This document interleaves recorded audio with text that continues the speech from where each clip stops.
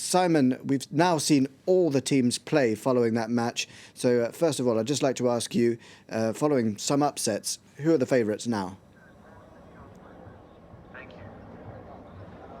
Well, if you go purely on statistics, then you have to say that Spain look like the overwhelming favourites to win the competition. A 7-0 win against Costa Rica, the biggest victory ever in Spanish history at a World Cup. Gavi becomes the youngest goal scorer since Pelé, just to give you a magnitude of how dominant Spain were in that game. Another of the pre-tournament favourites, on the other hand, Argentina losing to Saudi Arabia, perhaps the biggest upset ever in World Cup history when it comes to that. Lionel Messi and Argentina, who have a really tough game to come up next against Mexico in an all-Latin affair. But you've got to say that elsewhere, England, France, Portugal, Brazil themselves, of course, who could have won that game against Serbia 5 or 6-0 the way they were playing, and had it not been for an inspired Vanja Milinkovic-Savic in goal, Brazil would have won that by a much bigger margin. So a lot of the, shall we say, traditional teams are looking very, very strong in this tournament. If you were to look